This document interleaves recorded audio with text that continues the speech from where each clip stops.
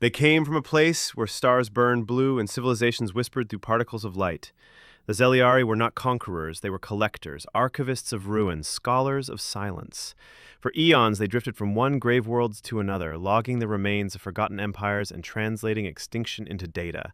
They believed themselves immune to surprise. After all, what mystery could remain once the flames were cold and the monuments dust? But when their vessel arrived at Earth, that certainty wavered. From orbit, the planet glared back at them, shrouded in crimson clouds, irradiated storms, and a landscape that bore the bruises of more than mere war. To their instruments, it registered as terminal, dead, uninhabitable, but not still, not silent. One anomaly pulsed faintly, a signature, a heartbeat of sound buried in geological strata. It was human, impossible. Ancient, but new, a contradiction they could not discard.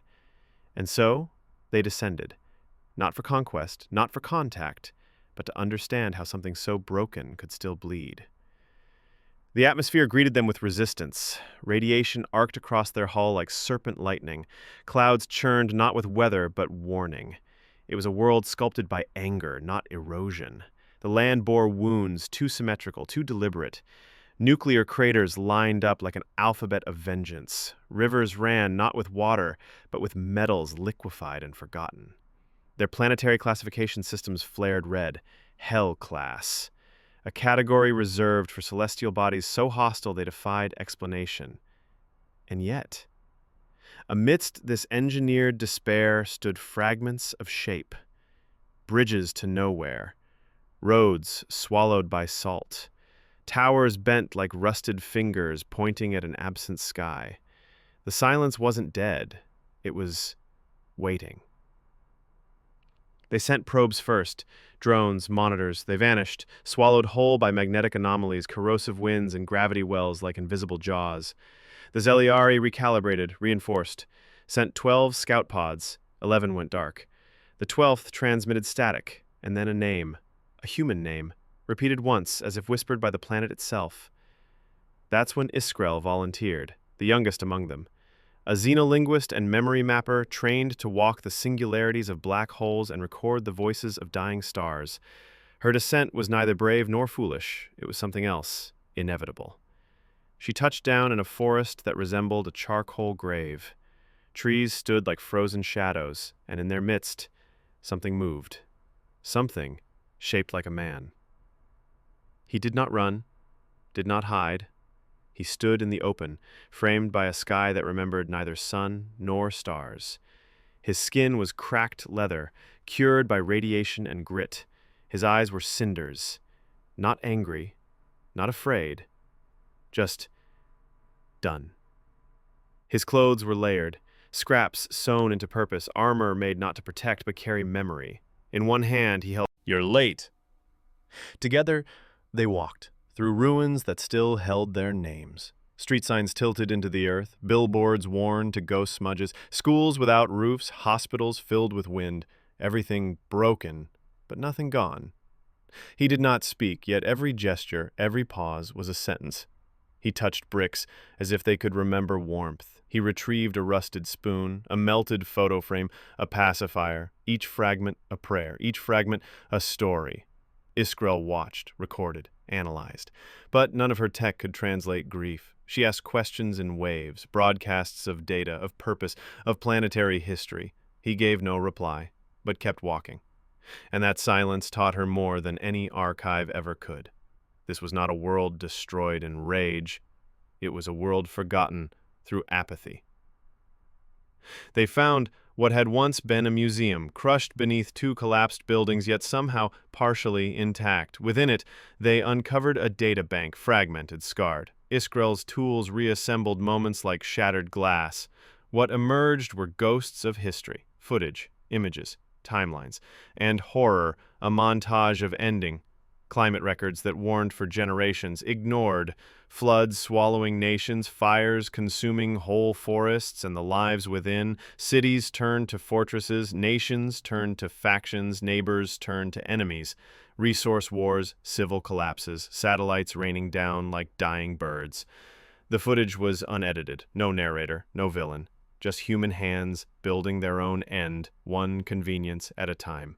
Genius without wisdom, power without pause. In every file, the same phrase repeated, "We'll fix it tomorrow," until there were no more tomorrows left.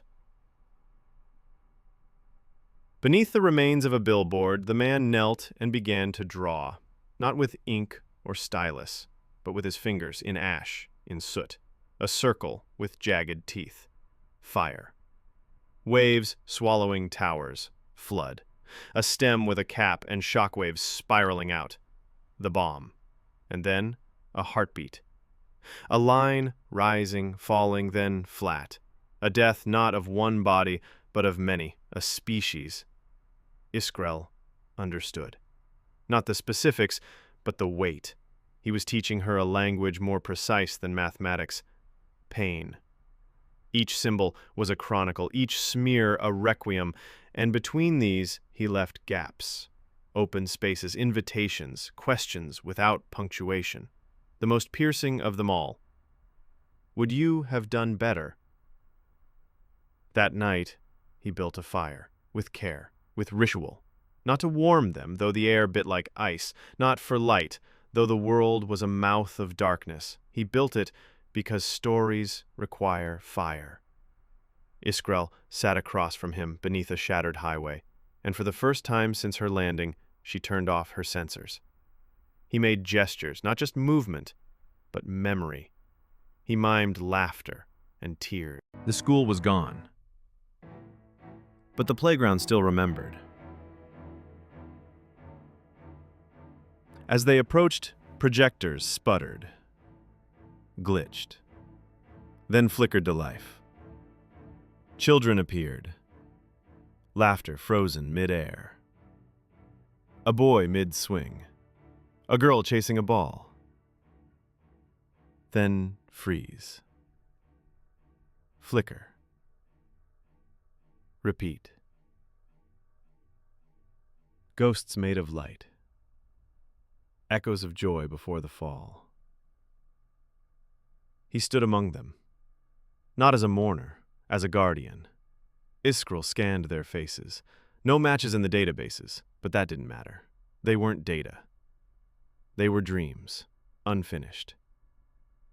And in the silence between glitches, she heard the loudest sound this planet had left. Innocence, suspended. The rains came again, acidic and sharp. They took shelter in bones. A cathedral of rust, its roof gone, its pews ash. Yet on the altar the crucifix still hung. A man nailed in surrender, not in power. The human knelt, not to worship, but to remember. His fingers traced the stone. Iskrel remained still. She did not interrupt. Here, data was meaningless. Only silence could translate the sacred. And in that silence, she felt something shift, not in him, in her. The wind played the building like a harp. They entered what had once been a concert hall. Its instruments long broken, yet the wind knew the notes. Through broken flutes, bent pipes, and shattered strings it sang. He picked up a violin, half burnt, drew its bow once. It moaned, and then he laughed. Not mockery, but memory. Of orchestras, of ovations, of the sound of human pride. It didn't matter if it was beautiful. It mattered that it still tried. The subway led to darkness, but darkness led to words. Beneath layers of rock and concrete and collapse, they found the archive. Books, real books, thousands of them, spines cracked, pages curled, but still there, still waiting. Iskrel scanned nothing. Instead, she listened. To the sound of a page turning, to the sound of history, too fragile for circuits. The man moved through aisles as if greeting ancestors, each title a name, each chapter a wound. This was not a vault of knowledge, it was a vault of confession.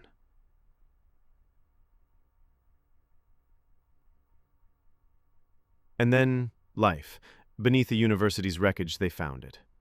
A greenhouse. Somehow sealed, somehow breathing. Vines crawled toward light that barely existed. Fruits dangled, roots sipped from pipes rerouted by hand. He had built this, alone, with time, with failure, with faith. A turbine caught wind from a broken shaft. Rain funneled through a filter of ash. Worms